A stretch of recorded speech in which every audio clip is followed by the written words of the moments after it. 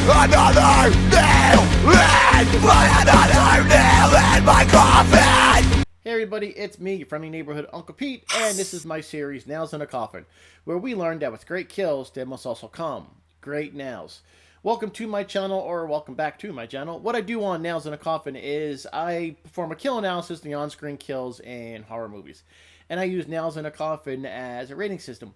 We've all seen horror movies, and you know when you see a victim make a lot of stupid decisions, like they run upstairs instead of running outside, you know, one of those dumb decisions that you're kind of yelling at the screen. When victims are that stupid, I give them 1 nail in a coffin. But a victim can earn up to 4 nails in a coffin if they make a lot of smart decisions, they fought really hard, or like if they sacrifice themselves to save others. So the smarter you are, the more nails you're going to get, which is always a good thing. Today, I am starting a new franchise with Adam Green's Hatchet.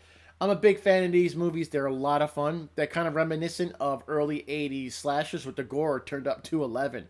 Hatchet, it's this first one in the franchise. It's about a group of tourists who get stranded on a swamp tour in New Orleans during Mardi Gras season. And they are attacked in the swamp by Victor Crowley, a hideously deformed giant of a man who will kill anybody who dares to enter his swamp. And Victor Crowley is played by stuntman legend Kane Hodder. Now, there are tons of gore and carnage in this movie. How will Victor Crowley's victims fare well against my nails in a coffin? Well, sit back, strap in as we put some nails in a coffin with Hatchet. The movie starts in a swamp with Father Samson, played by Robert Englund, and his son Ansley hunting for gators in Honey Island Swamp. Ansley needs to pee, and he tries to pee over the side of the boat, but a gator jumps up at him. So begrudgingly, Samson pulls the boat to the shore so Ansley can go urinate. They both hear something while Ansley is peeing, and his dad goes silent. Ansley goes back to the boat and finds his father's mutilated body. He picks up the spear that they had in the boat, readying himself, but an unseen man charges at him, throws him down to the floor, rips off his arm, throws Ansley against a tree. The attacker then punches into Ansley's back and rips him in half, all while Ansley is screaming, "It hurts." There's a tons of gore in this film with buckets and buckets of blood. I have to be careful what I show on YouTube since they can be picky about that type of stuff. But Samson was killed off screen, so I can't nail his kill. But we did see how Ansley died, and I'm going to give him 1.5 nails in a coffin. Now, when a victim gets killed in a movie and they didn't stand a chance no matter what, I normally go down the middle and give them 2 nails in a coffin, like if it was a surprise kill from behind. And I was close to that with Ansley. I mean, he really didn't do anything stupid per se. But when he fell down after Victor Crowley ran at him, he never tried to get back up. You know, he was probably dead no matter what. And I think that's going to be a challenge how to rate the kills in this franchise, since most of them are like that. And if I gave nothing but 2 nails in a coffin out, it probably wouldn't be that much fun. And we'll see how that goes for here. But looking at what Ansley did, I think he should have, you know, as soon as he got knocked down, I think the first instinct would be get back up to your feet, find out who or what knocked you down. Granted, he would have been dead anyways, but I'm going to have to take some little points off for that and give Ansley 1.5 nails in a coffin. Ben and his friend Marcus are enjoying Mardi Gras when they decide to go on a boat tour of an alleged haunted bayou. Meeting up with several other tourists, they go on the boat tour. On the boat, we have the tour guide Sean, sleaze director Samuel, his stars Misty and Jenna, and there's a couple, Jim and Janet, and lastly, Mary Beth. Before they shove off, local townie Jack Cracker, played by John Carl Beekler, tries to tell them that the swamp is haunted and it's Victor Crowley's swamp. They can't hear him, and Sean is kind of ignoring what he's saying. He starts the boat, and they do get underway. During their nighttime boat tour, the boat hits a tree in the swamp and it disables their craft. It's raining and they need to get off the boat since it's now taking on water. They're close to the shore, so they walk across a log to get to dry land. While trying to bark the boat, Jim slips on the log and his leg goes into the water. Before he can get up, a gator does chomp on his leg, leaving him horribly injured. Everyone is screaming and not really helping the situation. Then Mary Beth shoots a gator in the head, getting him off of Jim. She takes charge of the situation and tells everybody to get the hell off the boat. The group is trying to figure out what to do since it's kind of hard to move Jim right now due to his injury. But Mary Beth does tell them where they actually are, Honey Island Swamp, which is haunted by Victor Crowley. She tells them that she has a gun because she was looking for her daddy and brother, Samson and Ansley. She tells them the story of Victor Crowley, how he lived in the woods, is secluded with his father also played by Kane Hodder in dual roles. Young Victor was born with deformities, and he's teased and tormented by local youth. One night when Victor's dad wasn't home, some local kids are throwing firecrackers at the house, and it catches fire. Victor's dad arrives home in time just as the fire is growing. He picks up a hatchet and he starts to break down the door to save his son. Victor, who is pressed up against the other side of the door, his father inadvertently hits him in the head with the hatchet, killing him. We learned that his father later died of a broken heart years later, and he just kind of fades away on screen, so there's not much for me to go on to give Victor's dad a nail rating. I am going to count this as a death for Victor Crowley, and I'm going to give him 2 nails in a coffin. None of this was his fault. He was innocent. He was born with these deformities due to actions of his father, and more on that in later movies. He was being bullied by a trio of shitty kids. The firecrackers started a fire, and he was trapped inside the cabin he was in, and his father accidentally hit him in the head with an axe. I didn't see anything stupid he did. You know, he was the unfortunate victims of people's stupidity, not his own. He was scared, the place was on fire, so he was trying to push the door open. He didn't know his father was trying to smash through it with the hatchet. So the best I can do for him, since he really didn't do anything stupid, is give him 2 nails in the coffin. The tour group is walking through the swamp trying to get some help. They come upon a shack, and Jim and Janet want to see if anybody who's there who can help them. The group is telling the couple to stop, but they don't listen. They get closer to the shack, and then we get a first full appearance of Victor Crowley as a full-blown adult. He runs directly at Jim and Janet. Jim can't run away, so Victor gets to him quickly and chops into his shoulder with the hatchet, nearly splitting him in 2 pieces. Everyone else on the tour is screaming and running away at the sight of this very brutal kill. Good old Jim didn't jump to any conclusions, but I am going to give him 2 nails in the coffin. He really didn't do anything stupid that resulted in his death. He went on a swamp tour with his wife. I mean, I wouldn't want to go do that. But it wasn't something that would make you think, hey, you might be killed.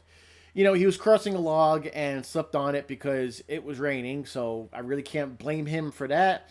His leg was bit by a gator, so he wasn't really mobile anymore, and he really couldn't get away. He tried to, but he fell to the ground and was immediately attacked by Victor Crowley, so there really weren't any stupid decisions I really saw, and I really didn't see anything he could have done differently, so I'm going to go down the middle with Jim and give him 2 nails in the coffin. Immediately after Victor Crowley kills Jim, he grabs Janet as she tries to run away. She doesn't get too far. Victor Crowley grabs her head and rips it open from her mouth in another very brutal kill that I really can't show on YouTube. I'm going to give Janet 1 nail in the coffin. When her husband was getting chopped in half, she just kind of stood there. She didn't run. He gave Jim a few good chops from his shoulder, you know, splitting him in half, giving Janet a small window of time to at least try and run. I mean, she knew her husband was dead when he was getting split in half, but she just kind of stood there doing nothing. She didn't try anything. She didn't run until it was too late. So, yeah, easy one for me here. She's going to get 1 nail in the coffin. Everybody splits up and starts running in all directions when Crowley was killing Jim and Janet. Sleazy director Samuel is running through the swamp, and then he falls down because it's a movie, and then he's hiding under a bush. He's waiting, and he's waiting for the coast to be clear, and then finally he decides to make a run for it, but he gets up, runs directly into Victor Crowley. Crowley grabs this director's head, squeezes it, and just twists it right off of his body. Samuel lost his head, and now I'm going to give him 1.5 nails in a coffin, and he gets the extra half nail for at least running. But why, when people running horror movies, they always seem to flail around while they're running? Nobody ever runs in a straight line. They always run in every direction, zigzagging, bouncing off of stuff. He's running, and it doesn't even look like he knows where he wants to go. I'd say pick a direction and run in it until you have to maneuver for something and change your direction. He didn't know where he was going, and I'll give him that because he was in a deserted swamp. But he really didn't do anything else. He just was just flailing around, and it just kind of set him up for failure. And you see the typical trope in horror movies when people fall down for no reason because they're not paying attention. They have no sense of what they're doing. So I'm going to give him 1.5 nails in the coffin because he could have done a lot better. Marcus, Sean, Misty, and Jenna are standing around. Marcus goes to check on something moving in the bush, but it turns out just to be a nice little trash panda, a raccoon.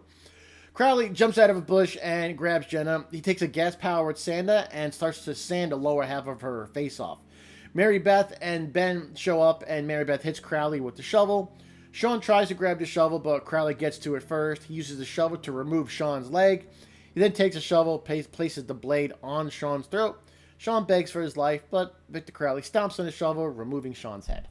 Sean earned himself 2 nails in a coffin. Now, he put himself in danger when he went for the shovel. I'm assuming he wanted to help save Misty, and I'm going to give him extra points for that. I give him credit. What's stopping him from getting more than 2 nails is when he was down on the ground with the shovel on his neck, he never used his arms. Now, I know Victor Crowley is superhuman strong, and Sean was dead no matter what, once the shovel was on his neck, and he already had lost an egg. But I would have liked to see a little bit more from him, at least try and push the shovel off, try and get up, because there was a few moments before Crowley did stomp on it because he was being distracted by the other people. I just feel he could have done a little bit more, and it was kind of his fault they got in this predicament to actually go on the tour. And when I do Nails in a Coffin, I kind of try and judge every decision that led them up to this point, because when you watch it through future movies, you know Sean wasn't supposed to be taking these people out on the tour because it wasn't safe in there. He didn't listen. That's why he lost points, so I'm kind of going to settle on 2 nails in a coffin for him. When Victor Crowley was killing Sean, Jenna, with no lower half of her face, was trying to crawl away. After he decapitated Sean, he picks up Jenna, holds her over his head, and then brings her down on top of the handle of the shovel, impaling her. I'm giving Jenna 2 nails in a coffin. Now, the whole group was surprised from behind by Victor Crowley, and again, someone that size, I don't know how no one hears him moving around. Jenna was grabbed by this behemoth and then her lower jaw removed with the sander, so it must have been excruciating the last few moments of her life. And she was trying to crawl away, so I'm going to give her credit for not just laying down and giving up. She definitely had a very painful death. But I can't say I necessarily saw anything else stupid that she did. If she didn't do it, she may have survived. On this one, I kind of wanted to give her a little bit more than just 2 nails. But I'm going to kind of count this one as she was grabbed from behind. There wasn't much else she could have done, and she tried to get away. I was close to giving her 2.5 nails in a coffin, but I think I feel more comfortable with 2 nails in a coffin. But let me know in the comments down below how you thought about Jenna's death. Our next death was Misty, but she was killed off screen while Ben was looking for gasoline in a plan to set Victor Crowley on fire. Marcus and Mary Beth were trying to cause a distraction, and Misty was on lookout. During this little time, Crowley showed up and just started tossing pieces of Misty's dismembered body at Ben. And she was killed off screen, so I really can't give her a nail rating, but I can't imagine she probably would receive more than 1 nail in the coffin if you have watched this movie. Ben, Mary Beth, and Marcus were able to set Victor Crowley on fire, and it does take him down, only for their plan to be followed by some rain extinguishing the fire. This buys them some time, so they go run to find a cemetery in the swamp. And I was like, is that really a thing? And I looked it up because it seemed odd. And yes, there actually are graveyards in the swamps of New Orleans. And this film is accurate. And you can see that the bodies are buried above ground, which does make sense. So I looked it up, and now I know something that I didn't know before. And knowing is half the battle. G.I. Joe! Victor Crowley is now chasing the trio through the cemetery, and they come to an iron gate, but it's locked, and Victor Crowley catches up to them. He tackles Ben, and he's now on top of him, spewing up slime into Ben's mouth. Gross. Mary Beth does get Crowley off Ben, and then they run away and stop for a moment to catch their breath, I guess. But Victor Crowley does catch up to them, and he grabs a hold of Marcus. Ben and Mary Beth try to save him, but they can't. Crowley picks up Marcus in a bear hug and starts to crush him. Marcus tells Ben and Mary Beth to run. Crowley takes Marcus's arm, rips him off of him, slams him against a tombstone, and then crushes his head, ending this very painful death. Marcus is our final death in Hatchet, and he earned himself 2.5 nails in a coffin. I think he did just enough, but after the rain started to put out the fire on Crowley, they ran and stopped running. I think that was a big mistake. Once they saw the gate was locked, the worst thing they could have done was stop moving. Granted, they're tired, they got to catch their breath. Maybe they thought he was done for sure, but they saw the rain putting the fire out. But the reason I gave Marcus a little extra is I'm giving him credit for telling Ben and Mary Beth to run while he was being crushed to death. He knew he was a goner, and he told his friend to get out of there, and that was really a selfless move on his part. And when someone does something selfish like that, trying to save others, not worried about their own safety, they're going to get extra nails in the coffin. He almost got 3, but they stopped running, so going down the middle here, and I'm going to give the final nails to Marcus, and he's going to get 2.5 nails in a coffin. Ben and Mary Beth are running looking for an escape, and Crowley rips an iron bar off of the gate. Ben says he can't go anymore, but Mary Beth motivates him to keep fighting. The iron bar gets thrown, and it lands in Ben's foot, going straight through it. Crowley is running towards them, and Mary Beth and Ben hold down the metal bar, which must be killing Ben's foot. They're holding him down, and Crowley runs directly into it, getting the bar impaled through his neck. They think they're safe, and they continue on, eventually finding Mary Beth's father's boat. They get in, and they're rowing along in the water. Mary Beth helps Ben wrap up his foot, and she's breaking down over the events of the night. She did lose her father and her brother. Then she gets pulled into the water from Victor Crowley, and her foot gets stuck on a branch. Ben is trying to save her. Mary Beth sees Ben's arm in the water. She's able to grab it and gets pulled up. Guess what? It's Victor Crowley. He ripped Ben's arm off of him, and Ben is laying in the boat dying. Victor Crowley grabs Mary Beth, and they're both screaming at each other as the movie ends. There we go, ladies and gentlemen. Those are all my Nails in a Coffin for Adam Green's Hatchet. Like this movie. Here's a summary of all the Nails I've awarded.